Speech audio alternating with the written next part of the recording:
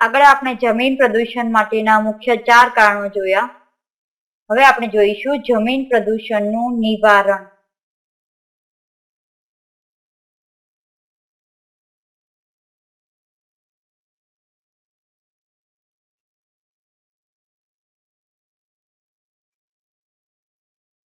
તેના માટેના આપણે ઉપાયો જોઈશું.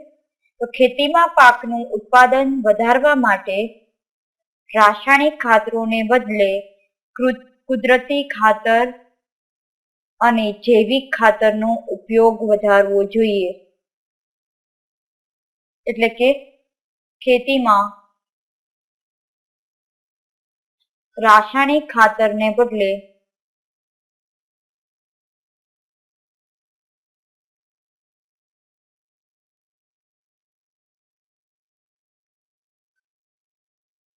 કુદરતી ખાતર જેવા કે છાણિયું ખાતર,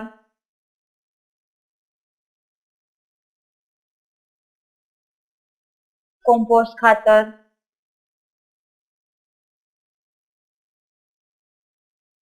વગેરેનો ઉપયોગ કરવો જોઈએ. આ ઉપરાંત જૈવિક ખાતર જેવું કે રાઇઝોબિયમ,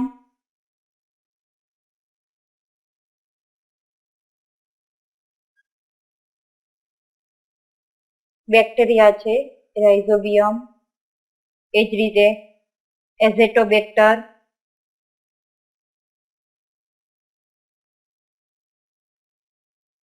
આલ્ગલ,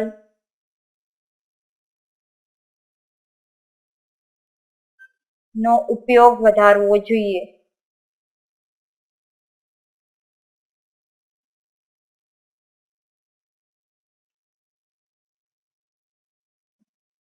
બીજી વાત કરીએ આપણે તો નુકસાન કરતા કીટકોના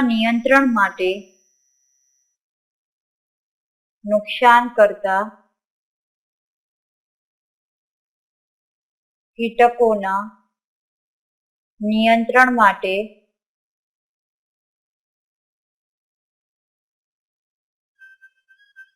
વપરાતા રાસાયણિક પદાર્થોના બદલે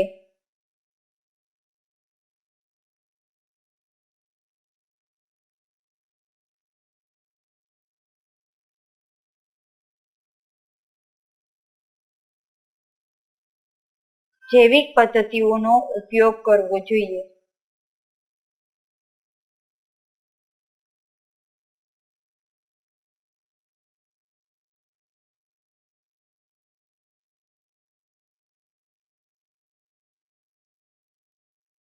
જેમ કે આપણે ઉદાહરણ લઈએ તો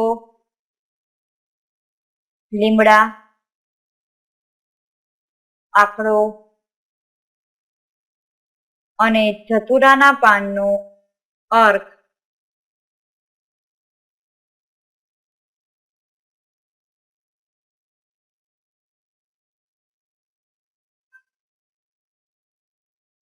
જંતુનાશક તરીકેનું કામ કરે છે.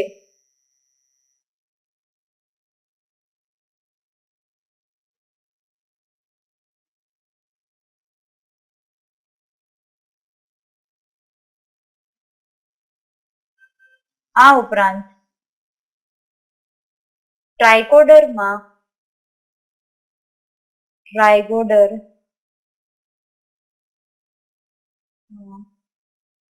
નામની ફૂગ જંતુનાશક તરીકે જાણીતી છે.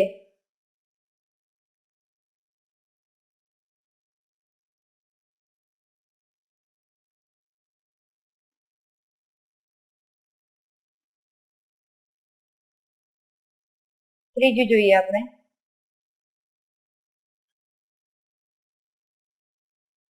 તો ઉદ્યોગો દ્વારા ઉત્પન્ન થતા કચરાનું ઝેરીપણું ઘટાડવા માટે ઉદ્યોગો દ્વારા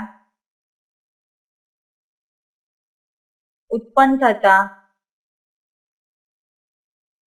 કચરાનું ઝેરીપણું ઘટાડવા માટે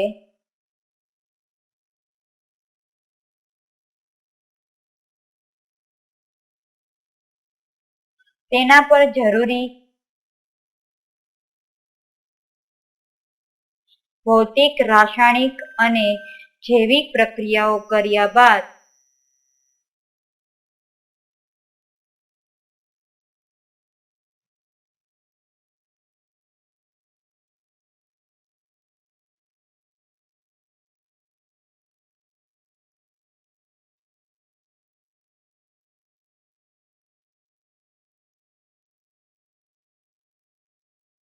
બાદ જ તેનો નિકાલ કરવો જોઈએ.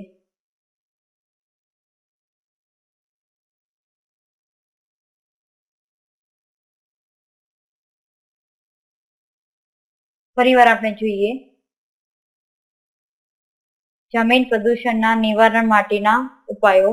તો ખેતીમાં રાસાયણિક ખાતરને બદલે કુદરતી ખાતર એટલે કે છાણિયું ખાતર અને કોમ્પોસ્ટ ખાતર, આ ઉપરાંત જૈવિક ખાતર જેવું કે રાઇઝોબિયમ, એઝેટોબેક્ટર અને આલ્ગનનું બનેલું ખાતરનો ઉપયોગ વધારવો જોઈએ.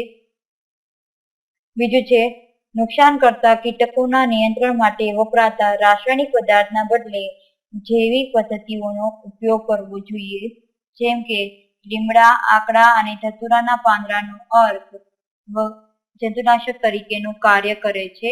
આ ઉપરાંત ટ્રાયકોડર્મા નામની ફૂગ પણ જંતુનાશક તરીકે જાણીતી છે.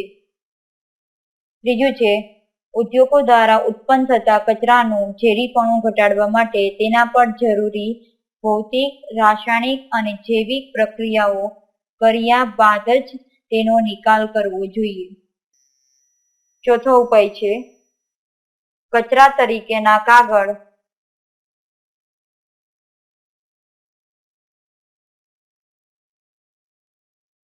પ્લાસ્ટિકની વસ્તુઓ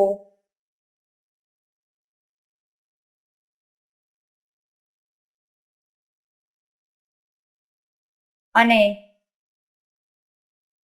કાચને પુનઃ ઉપયોગમાં લઈ શકાય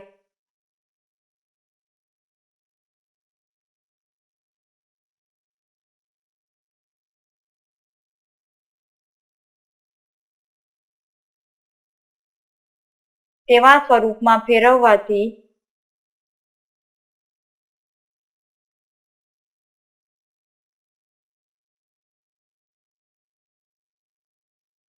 ઘન કચરાનું પ્રમાણ ઘટાડી શકાય છે.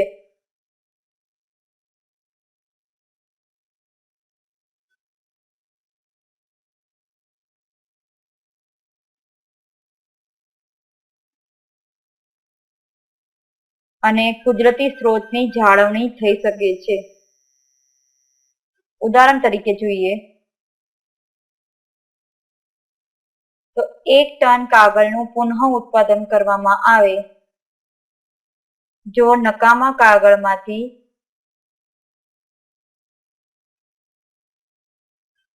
1 ટન કાગળનું પુનઃ ઉત્પાદન કરવામાં આવે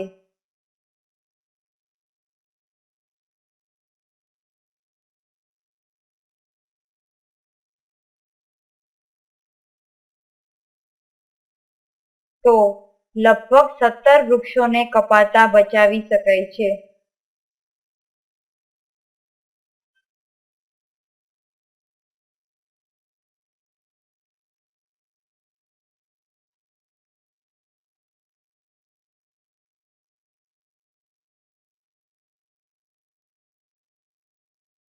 એટલે કે નકામા કાગળમાંથી 1 ટન કાગળનું પુનઃ ઉત્પાદન આપણે કરીએ તો 1 ટન કાગળ બનાવવા માટે 17 વૃક્ષો વપરાય, તો આ 17 વૃક્ષોને કપાતા બચાવી શકીએ છીએ.